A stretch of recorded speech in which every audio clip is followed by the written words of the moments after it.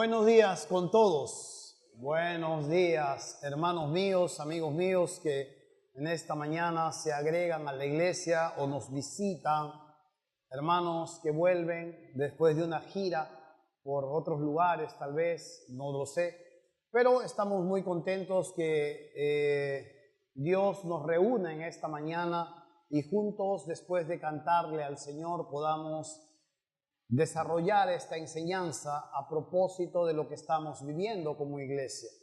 30 años juntos, me han dicho en los cultos anteriores que esto es aniversario de Perla, ¿sí? ¿De Perlas, algo así? ¿Estoy en lo correcto? Muy bien.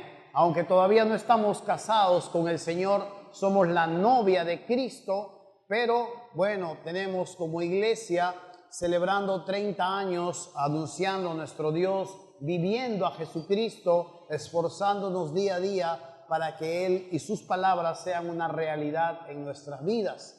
Gracias al Señor por este tiempo que nos permite tener ahora. Sabe, vamos a estar juntos, si Dios lo permite, por 4 domingos. Durante los 3 primeros domingos que vamos a desarrollar el tema que tenemos a continuación, lo vamos a hacer en esta iglesia, en los cultos de la mañana, vespertinos. Pero el último culto, la última enseñanza, vamos a suspender el servicio aquí en la iglesia. Escuche bien a todos los que asisten regularmente a la iglesia. No vaya a ser que usted venga el domingo, el último domingo de abril, y se encuentre con que la iglesia esté cerrada y se ponga a llorar porque todos nos hemos ido al cielo y usted se ha quedado. No vaya a pensar eso. Vamos a estar haciendo y celebrando nuestra reunión en el Seminario Bíblico Bautista. Ya no va a ser aquí 4 reuniones, vamos a tener una sola reunión el último domingo de abril. Allí a las 10 de la mañana todos vamos a converger, así que los que están viniendo en diferentes horarios, por favor, le pedimos que para contar con su presencia, queremos que usted esté celebrando juntamente con nosotros, usted pueda planificar su tiempo, usted pueda de alguna u otra manera hacer los ajustes en sus horarios. En los cultos muy temprano, a las 7:30, les he dicho a mis hermanos que para el último domingo de abril planifiquen, algunos de ellos de ahí salen al mercado. De repente usted tenga que ir al mercado el día sábado para que todos podamos estar en el culto de las 10 de la mañana en el Seminario Bautista. Ahí nos han prestado el anfiteatro y ahí vamos a poder converger todos juntos. Así que después de eso vamos a almorzar juntos también y vamos a deleitarnos y celebrar al Señor en estos 30 años. Hoy en la noche llega un pastor invitado también, el pastor Fortunato Chirca de la Iglesia Bíblica Bautista en el Ermitaño, Independencia, y él estará trayéndonos un mensaje de evangelización. Si tiene amigos, si tiene familiares que aún todavía no conocen del Señor, es un buen momento para poder venir y traer sus invitados. Así que, hermanos míos, preparémonos para este tiempo, oremos por un momento y pidamos a Dios su dirección en este momento. Padre, gracias en Jesús por todo lo que tú haces entre nosotros. Gracias por tu inmensa bondad y porque tú estás llevando a cabo tu voluntad.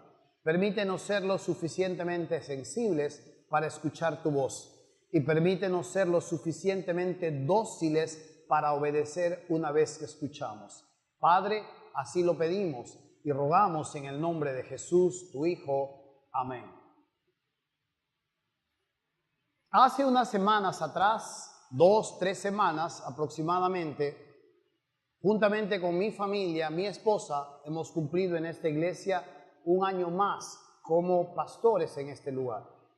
Han pasado bastante años desde que hemos llegado a este lugar.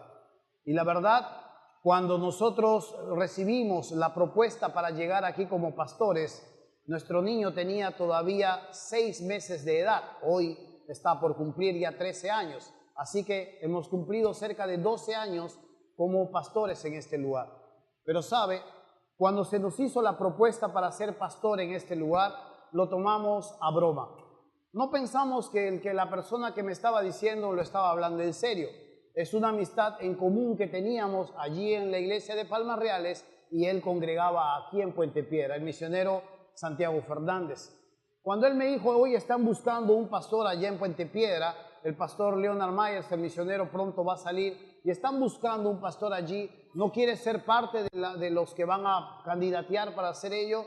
Yo en realidad lo tomé como una broma, como siempre nos bromeamos, pensé que me estaba bromeando una vez más. Yo le dije, no, le digo, y así entre bromas. Pero la noticia volvió a llegar una vez más. Nosotros, usted ya debe saber, en las iglesias sabemos todo lo que ocurre en otras iglesias. Es un mundo muy chico, muy pequeño, es un circuito cerrado. Todo lo que pasa en un lugar repercute en otros lugares. Y sabíamos que la iglesia de Puente Piedra había empezado a tener ciertos problemas en sus relaciones entre miembros y que habían empezado a vivir algunos cismas. No tardó mucho el misionero en comunicarse conmigo y me dijo si podía llamar a mi pastor para que me propusiera como uno de los candidatos. Habían otros candidatos por si acaso. Y bueno, yo así ya lo tomé más en serio y le dije, bueno, lo que diga mi pastor será lo que, bueno, finalmente Dios pueda estar guiando. Y así llamó, mi pastor también lo tomó muy a la ligera, así es la cosa, y de pronto empezamos a ser candidatos en este lugar. Pasaron 6 meses de visitar la iglesia, de entrevistarme con el grupo de varones que había quedado a cargo de la iglesia, me pedían algunas enseñanzas y estábamos dando contra todo pronóstico. Y yo le digo, ¿por qué contra todo pronóstico? Porque tengo algunos mentores dentro de mi vida cristiana, algunos de ellos son ancianos, que me decían que yo no debía llegar a este lugar. Es una iglesia que está en problemas, me decía. Y si tú vas ahí, es tu primer pastorado de forma solitaria y vas a estar en problemas. Si tú aceptas allí, tal vez sea tu último intento como pastor. Tu primero y tu último intento como pastor y te vas a quemar en el ministerio. No vas a poder tener oportunidad para otro ministerio porque será un fracaso, me dice. Bueno, me dio un poco de miedo, claro está, como ser humano. Y bueno, Dios empezó a guiarnos y poco a poco me fui dando cuenta que Dios estaba invitándome a venir a este lugar. Sabía que en algún momento me iba a encontrar con personas como ustedes, que aman al Señor al igual que yo también me esfuerzo por amarle al Señor. No sabía exactamente qué iba a suceder, pero poco a poco empecé a ver la dirección de Dios a lo largo de los meses, hasta que supe que Dios me quería en este lugar y Dios empezó a entregar una visión. Aún todavía la iglesia no había votado y Dios ya me estaba hablando de las cosas que pronto iban a suceder en este lugar. Fue así cuando el hermano Miguel Ángel Cosi me llamó y me dijo, felicidades, usted es el próximo pastor de la iglesia. No estaba muy sorprendido porque ya en mi tiempo con el Señor, Dios ya me había dicho que yo venía a este lugar. Tenía miedo porque mis hermanos, hombres de Dios, varones conectados al Señor, decían, eso no va a resultar. Dios, por otro lado, me decía, tú tienes que ir allá con tu familia, vamos a empezar a trabajar en ese lugar. Y así fue, llegamos a este lugar, una gente muy maravillosa, gente que ama a Dios intensamente, muy sencilla, gente que definitivamente estaba muy dispuestos a ponerse, a amarrarse el cinturón y a empezar la batalla para poder trabajar en todo esto. El diablo había tomado algunas ventajas en este lugar y cuando empecé a entrevistarme con muchos hermanos y líderes, había una enorme discordancia, habían algunos peleas en sus relaciones y que el diablo se había encargado de meterles más en el corazón. Tenga cuidado con lo que el diablo puede hacer con un malentendido y tenga cuidado cuando si usted es muy hipersensible, le miren o no le miren, usted va a estar en problemas y va a tener problemas con los demás y el diablo se va a aprovechar de eso. Pablo decía en cuanto a la iglesia que no ignoramos sus maquinaciones o sus metodologías, pero sabe, cuando llegamos a este lugar fue muy hermoso poder ver porque tenían un sueño, el sueño de poder comprar un terreno muy grande para poder hacer la iglesia. Sabíamos que era una iglesia que estaba en expansión, que estaba creciendo arduamente y que sus obreros en este lugar estaban luchando arduamente por el reino. Cuando llegamos a este lugar nos encontramos alquilando un lugar a la espalda donde están los edificios. Ahí había una pequeña casa y había una pequeña instalación donde nosotros nos reuníamos. Y empezamos a trabajar allí y empezamos a orar por tres cosas en la compra de nuestro terreno. Nosotros empezamos a pedir por un terreno grande, barato y estratégicamente ubicado. Esto era lo que pedíamos en nuestras oraciones los días miércoles de poder. Grande, barato y estratégicamente ubicado. Yo sabía como pastor que yo no iba a pastorear una iglesia metida en una urbanización. Yo soy enemigo de pastorear iglesias que no tienen aspiración por el reino. Y yo sabía que si nos metíamos en una urbanización, tarde o temprano en esa urbanización le íbamos a hablar a todos los vecinos y de ahí a quién le hablas. De ahí a quién le hablas.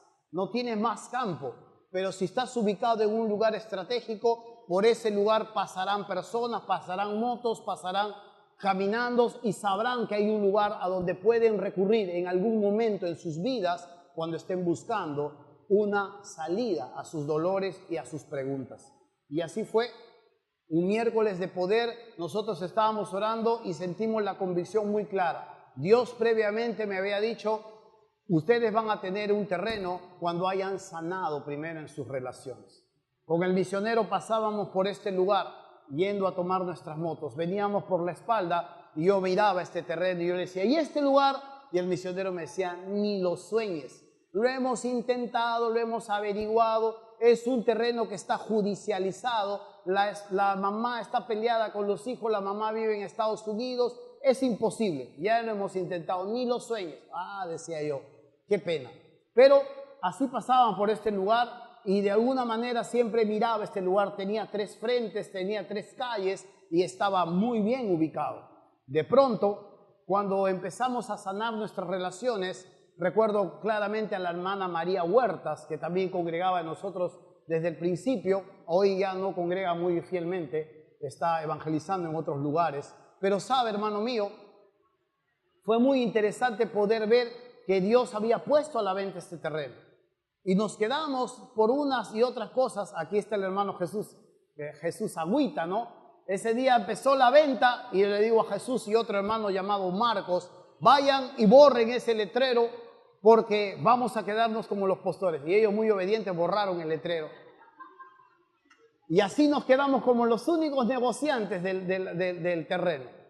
Pasó como 1 año, 2 meses negociando ese terreno. Llorábamos para que nos bajen $12,000 porque el terreno de 1,000 metros cuadrados costaba $117,000. Y le hablábamos y la dueña ni para atrás ni para adelante. No, quiero esto y se acabó. Ella no era negociante. Quería eso y se acabó. Y ahí orando, ayunando hasta que Dios un miércoles de poder también nos dijo, ya es de ustedes. Ya es de ustedes. Y Dios nos mostró por qué ya era de nosotros. Porque empezó a salir a la venta otros terrenos que no había en Puente Piedra. Los terrenos son escasos en Puente Piedra, si usted se da cuenta. Y de pronto aquí en la misma vereda hacia abajo, usted ha visto este lugar donde hay una escuela de enfermería y en el primer piso está la iglesia Dios es Amor. Bueno, eso no es iglesia, pero ahí está Dios es Amor. Y ese se puso en venta. Nosotros averiguamos, medía 360 metros cuadrados y querían $380,000. ¡Wow! Nosotros dijimos, pero 360 metros. Luego, casi rápidamente se puso otro terreno en venta cerca al hospital. Ese terreno medía 400 metros cuadrados y querían $470,000.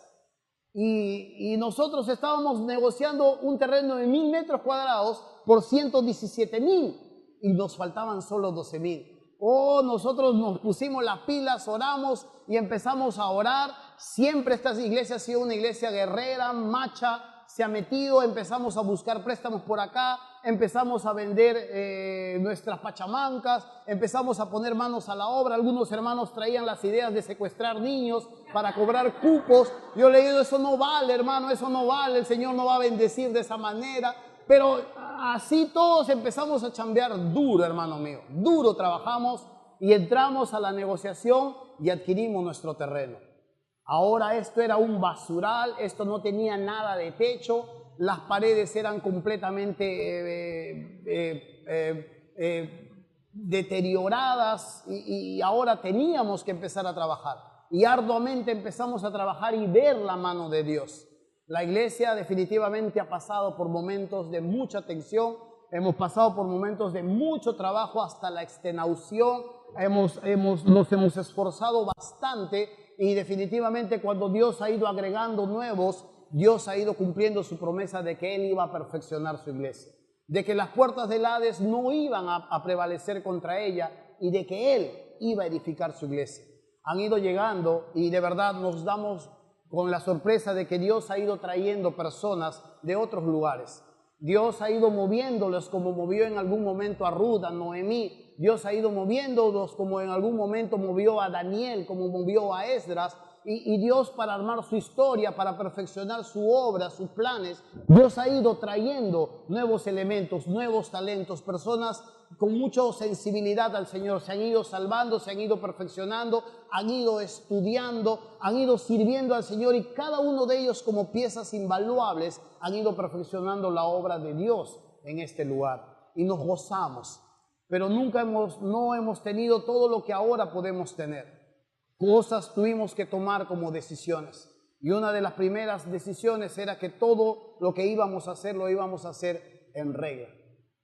Y decidimos que como iglesia nosotros no podíamos estar exentos de lo que el gobierno manda. Sacamos nuestro RUC, pagamos nuestros impuestos, volamos un programa que tenían ahí pirata. Nos costó trabajar con programas de software libre hasta que pudimos comprar nuestro propio software y Dios no ha dejado de visitarnos. Hemos tratado siempre de trabajar derechos con el Señor para que Dios de alguna u otra manera constantemente se deleite en la obediencia de su pueblo. Y hemos recibido las visitas de nuestro Dios y de gran manera. Dios ha ido levantando obreros, Dios ha ido haciendo su obra. Estamos a puertas, a meses de terminar una visión. Y sabe, hermano mío, no me arrepiento de estar en este lugar. Me gozo de estar en este lugar. Hace unos meses atrás conversábamos con mi esposa orando al Señor por lo que iba a pasar en los próximos 10 años más. Y ella y yo, como mis hijos, amamos Puente Piedra. Y decidimos que nos íbamos a quedar 10 años más en este lugar si es que la gracia de Dios nos permitía para iniciar una nueva visión. Y sabe, estamos por terminar nuestra próxima visión, transformar vidas para el presente y la eternidad. Y Dios ha ido perfeccionando herramientas. Y gracias al Señor por todos los que han estado luchando arduamente por esta obra entre nosotros. Pero sabe, todos tenemos una historia que contar. Como dice el dicho, todos tenemos un cadáver escondido en el ropero. ¿Por qué le digo esto? Porque vamos a estudiar un texto que nos va a llevar a mirar nuestro pasado, a mirar el presente que vivimos y a expectar con esperanza el futuro que viene en adelante. Vamos a abrir nuestras Biblias en Efesios capítulo 2. Efesios capítulo 2.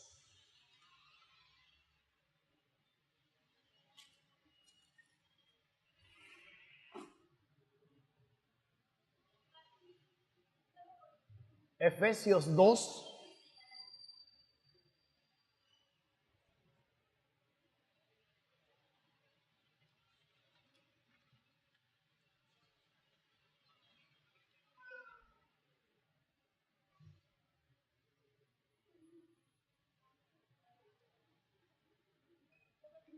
Versículo 1 en adelante. A lo largo de las 3 semanas que vamos a tener juntos, vamos a estudiar estos 10 versículos. Estos 10 versículos, déjeme agregar esto, tienen una exuberante riqueza.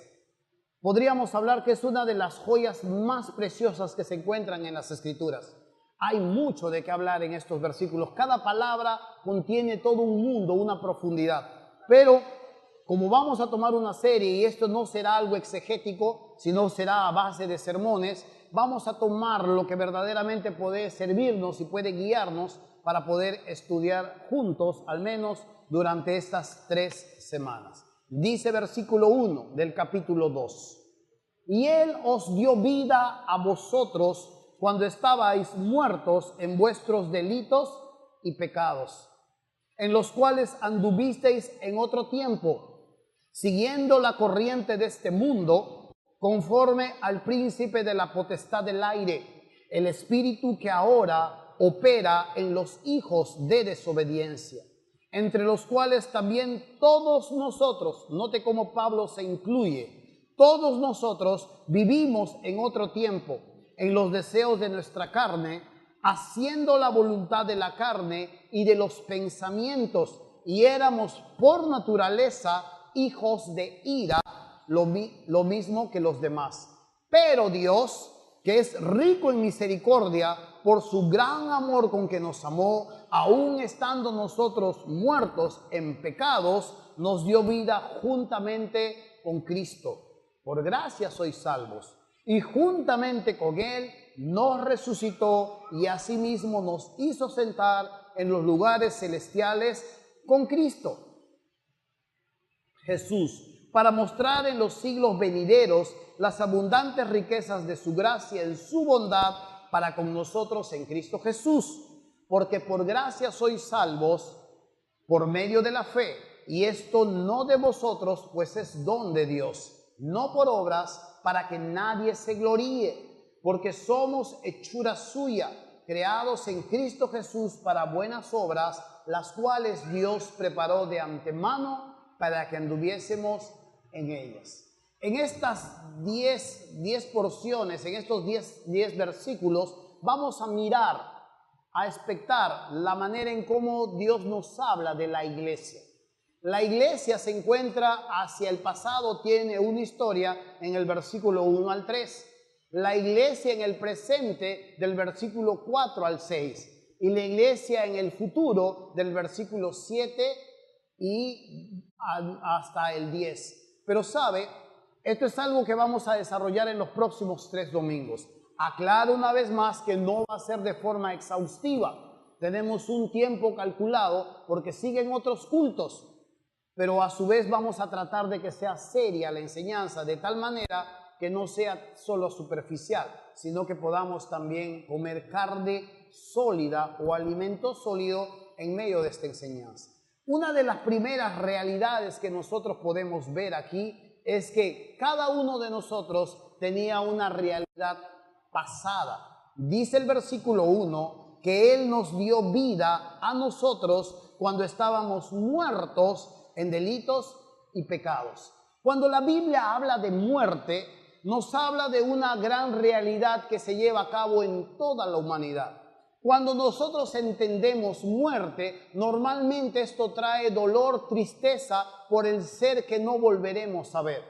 Si usted entiende la palabra muerte, usted puede verla de dos maneras: como aniquilación, como a dejar de ser, como desaparecer, o la muerte en el sentido de separación.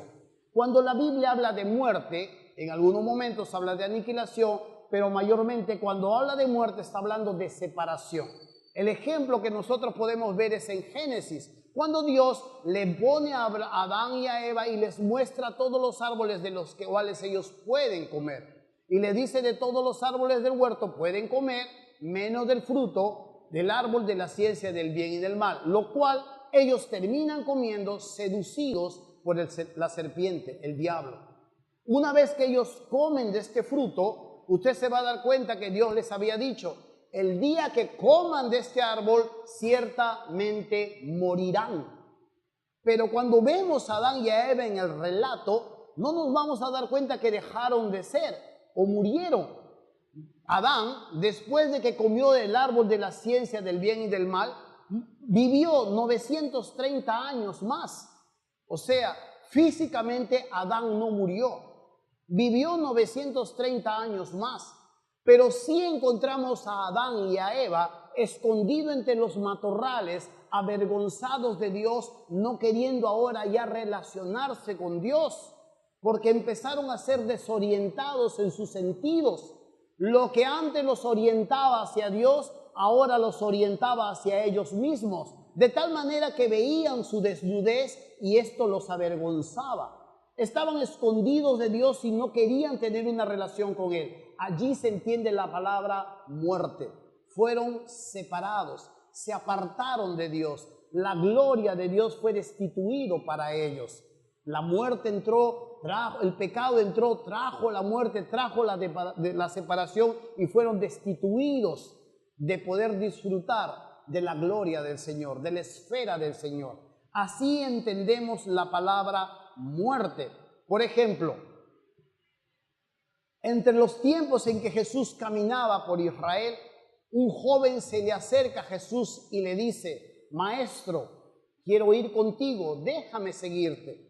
Y Jesús está escuchando esto y el joven agrega y le dice: pero primero déjame que vaya y entierre a mi padre y después voy y te sigo. El que un joven pudiese decir esto de su padre no era que su padre esté enfermo gravemente, sino que en este momento el joven decía: Señor, voy a seguirte, una vez que mi padre fallezca, yo cobre mi herencia, me voy contigo.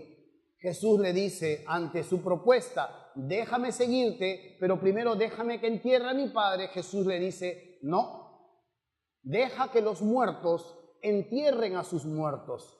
Tú ven y sígueme. Jesús entendía que este joven podía ver, podía percibir la esfera espiritual. Y Jesús lo compara con aquellos que están ocupados en sí mismos y le dice: deja que los muertos entierren a sus muertos, se ocupen de sus propias cosas. Tú que comprendes, tú que ves, ven y sígueme. Ven y sígueme. Esta es la manera en cómo debemos entender nuestra primera realidad. La primera realidad dice que nosotros estábamos muertos en nuestros delitos y en nuestros pecados, aunque vivos físicamente, muertos de manera espiritual, supeditados a nuestros impulsos, supeditados a nuestros antojos, supeditados a nuestros deseos que nos gobernaban, que nos causaban presión y que nos orientaban no hacia Dios, sino hacia nosotros mismos. Quiero que mire un texto, quiero que pase conmigo y retroceda un texto en Primera de Corintios, capítulo 6. En Primera de Corintios, capítulo 6, versículo 9, nos habla de la realidad pasada también de la otra iglesia, la iglesia en Corinto. Cuando usted mira en el capítulo 1 de Romanos, también va a ver la realidad pasada de ellos. Dice a los corintios, Pablo le dice en el versículo 9 del capítulo 6, les dice: ¿no sabéis que los injustos no heredarán el reino de Dios? No erréis, no erréis. ¿Qué dice?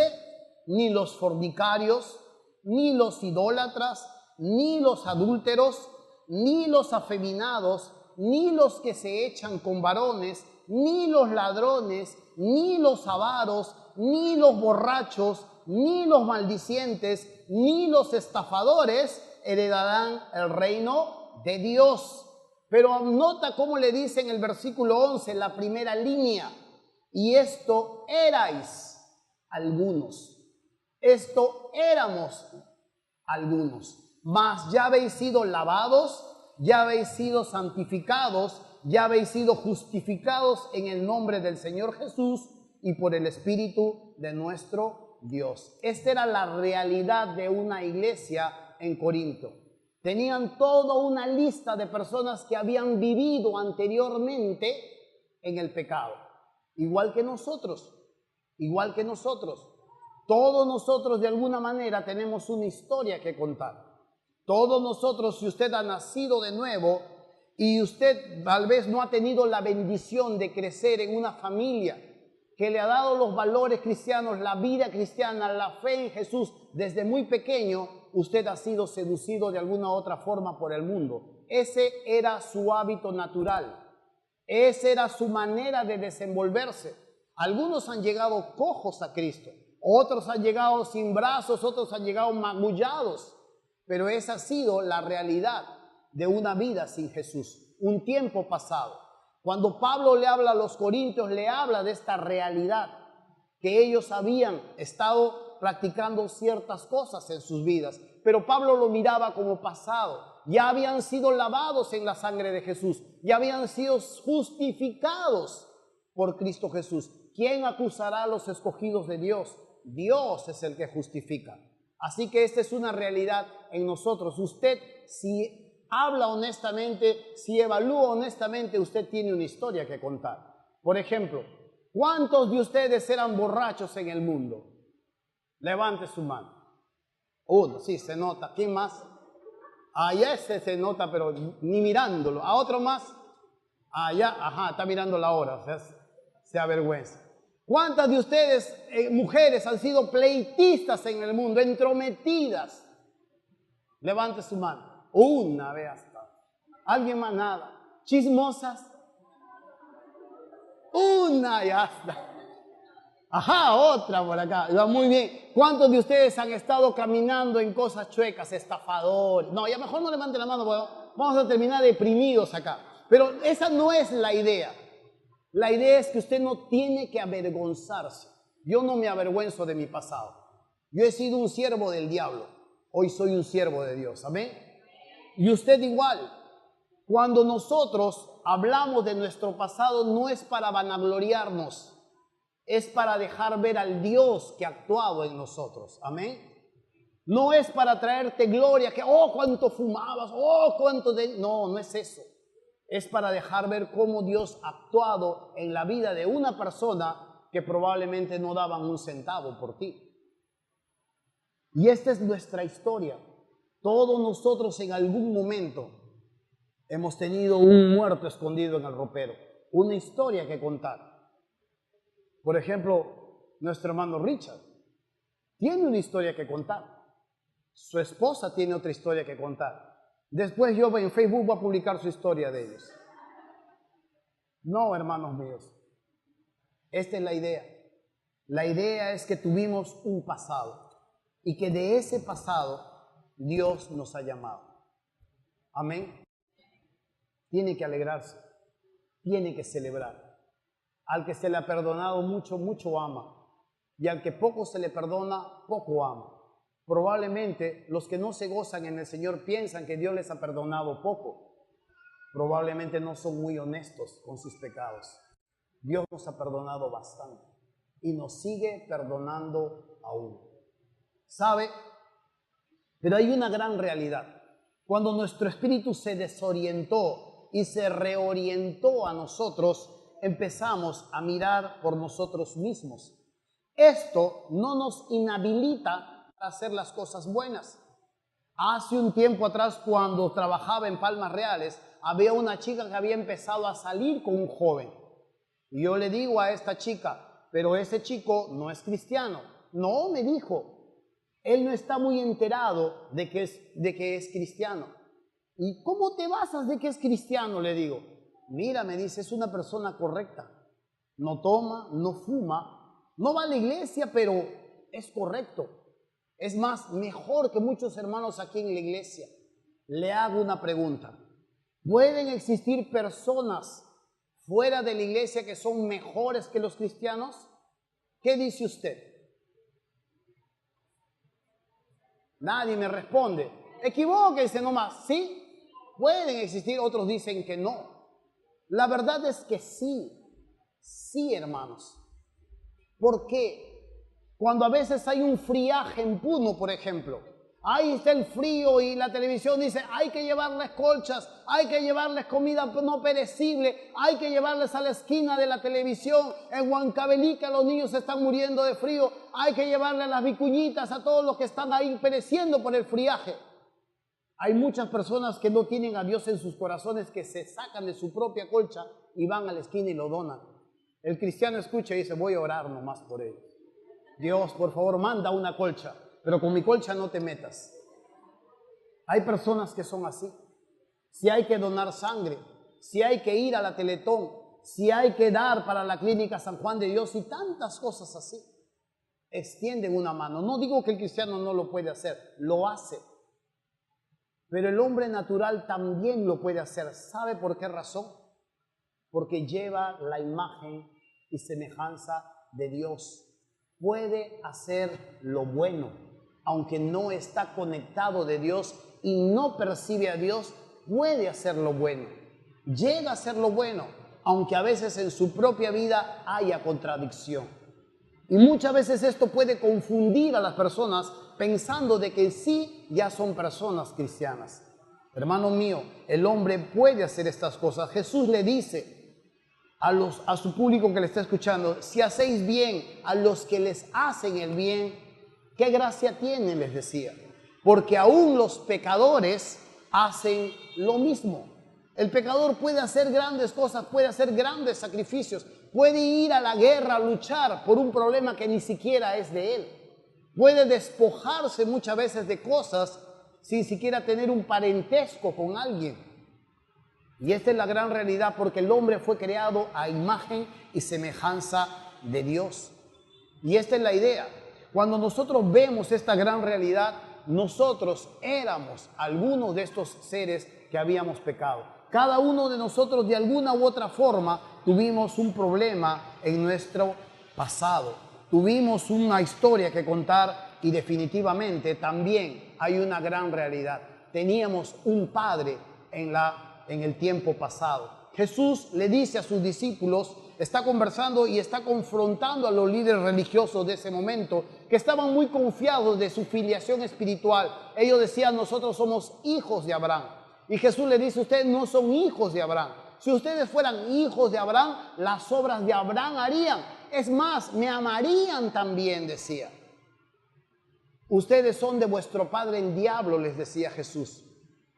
Porque los deseos de vuestro padre queréis hacer. ¿Por qué no pueden extender mi lenguaje?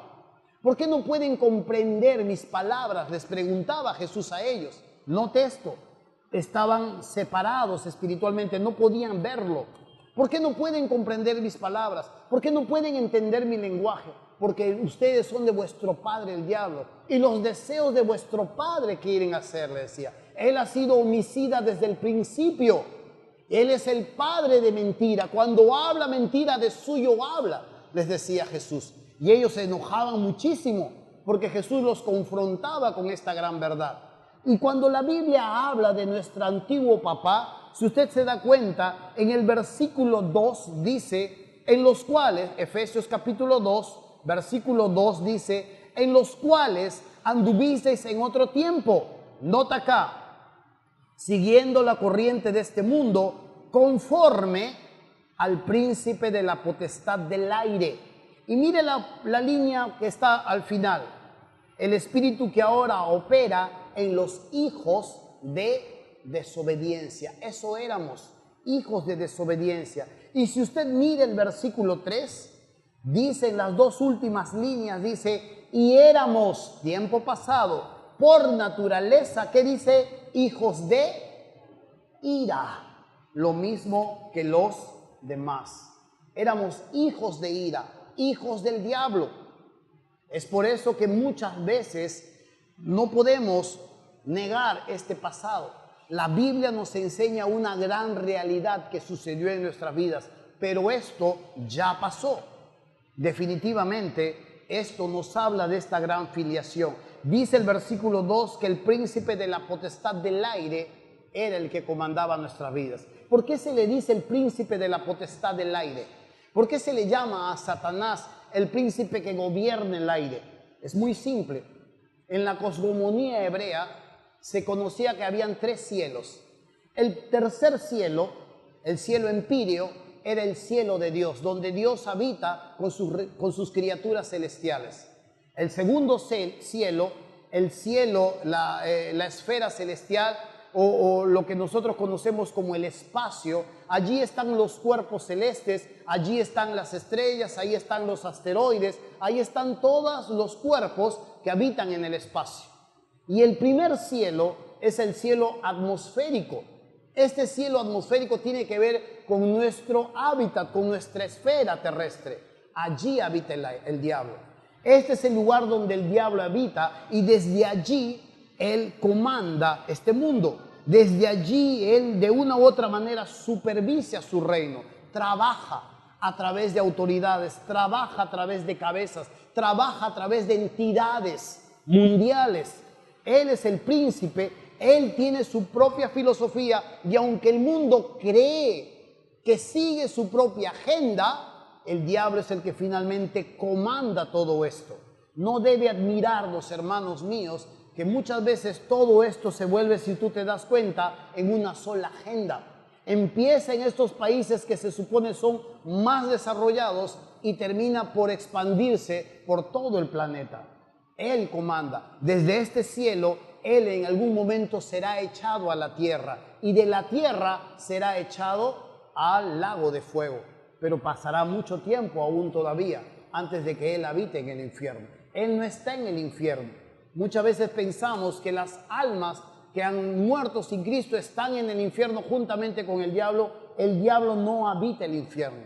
El diablo vive en el cielo atmosférico. Desde allí gobierna, desde allí tiene sus estratos, desde allí tiene diferentes estratos de gobierno que manejan el sistema de este mundo. Y este era nuestro antiguo padre. Este príncipe, de alguna u otra manera, constantemente va guiando a través de una filosofía de vida. Por eso es que, aunque nosotros éramos esclavos del pecado, obedecimos de corazón aquella forma de doctrina a la cual fuimos entregados, el Evangelio. El Evangelio nos libertó, el Evangelio nos trajo las buenas nuevas y nos ha dado libertad en Cristo. Sabemos, dice el texto en Primera de Juan, que somos de Dios y el mundo entero está bajo el maligno. La palabra bajo aquí probablemente no tiene una buena traducción. La palabra aquí más bien sería yace bajo el maligno, porque el mundo entero está muerto en sus delitos y en sus pecados. Y la figura es de un león rugiente teniendo su presa entre las fauces. Usted ha visto cuando un pitbull mata a un gato y se queda con el perro o el gato ahí en el hocico. ¿Alguna vez ha visto esto? ¿O soy yo el único que está viendo esta cosa? Perdonen, olvídense de esto. Lo tiene entre las fauces y no lo suelta. A veces hay un perro que mata a un gato, mata a otro perro y lo tiene ahí, o un depredador. Esta es la imagen que nos muestra de cómo el diablo contiene en sus fauces a todas sus criaturas que están muertos en sus delitos y en sus pecados. Aún todavía no nos ha engullido. ¿Cuándo vas a ser engullido por el diablo? ¿Cuándo vas a pasar al estómago del diablo? Cuando seas tragado hacia el infierno. Ahí recién, por ahora, de esa boca del león rugiente nos está sacando Cristo. De esas fauces nos está rescatando. Una buena imagen se encuentra cuando en Zacarías el sacerdote es limpiado de sus pecados y Dios dice que es sacado un tizón arrebatado del fuego. Es como una leña que se está encendiendo y Dios lo está sacando y lo está apagando y lo está poniendo a un lado. Esta es la figura en la que nosotros hemos estado en alguna oportunidad. Y esta filosofía de vida comanda nuestras vidas. Por eso en el versículo 2 dice, en los cuales anduvimos en otro tiempo, siguiendo, note aquí, la corriente de este mundo. ¿A qué apelaba esta corriente? Versículo 3 dice, entre los cuales también todos nosotros vivimos en otro tiempo. Y note aquí las tres descripciones. En los deseos de nuestra carne, haciendo la voluntad de la carne y de los pensamientos. Esta filosofía, esta corriente apela al hombre.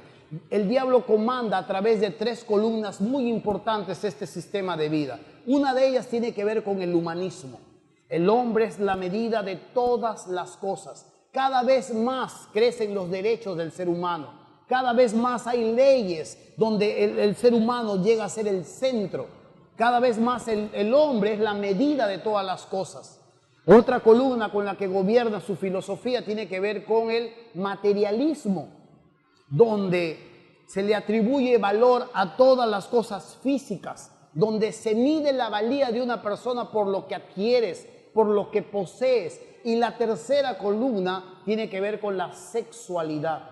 Esta sociedad cada vez más está sexualizada, cada vez más se sexualiza más. Hasta para venderte un aceite de carro hay una mujer semidesnuda. Hasta para comprar cualquier cosa se venden los cuerpos. Esta es una de las cosas de cómo el diablo va gobernando, va llevando a cabo sus propios planes. Y es aquí donde uno de nosotros tiene que entender que apela constantemente al ser humano. El hombre se ha desorientado, el hombre ha dejado de mirar a Dios y mira hacia sí mismo. Por eso usted va a escuchar, si tienes algo que decidir, escucha tu corazón. Hazle caso a tus impulsos. Y la Biblia dice, no, tu corazón es engañoso. Tu corazón te puede destruir si tú lo escuchas. Pero el mundo dice, no, escucha tu corazón. ¿Qué te dicta tu corazón? ¿Qué sientes? ¿Qué sientes? ¿Qué es lo que tú crees que es posible? Ahí el hombre es la medida de las cosas. La Biblia dice, no, Dios es el centro. Dios y su palabra son la medida de todas las cosas. Y Dios es el que le da a nuestras vidas la verdadera valía. Por tanto, recuerde usted, todos nosotros tenemos una historia que contar. Hay un cadáver escondido allí que Cristo ya lo ha sanado, ya lo ha salvado. Aunque vivimos físicamente, muertos espiritualmente estábamos. Si usted hace honestamente una evaluación de su antigua vida, y aunque usted no ha bailado en la discoteca, y aunque usted no le han llevado borracho a su casa, usted de alguna u otra manera cojeaba de un pie. Cojeaba de un pie. De alguna u otra manera usted no puede decir, Dios me ha salvado y justo yo nunca había caído en pecado. No, eso es una mentira. Todos nosotros nacemos pecadores y todos nosotros hemos tenido que arreglar cuentas con Dios. Y gracias a Dios que ha enviado a su Hijo Jesucristo a morir por nuestros pecados. Por tanto, hermanos míos, hay mucho que agradecer. Hay mucho que celebrar al Señor.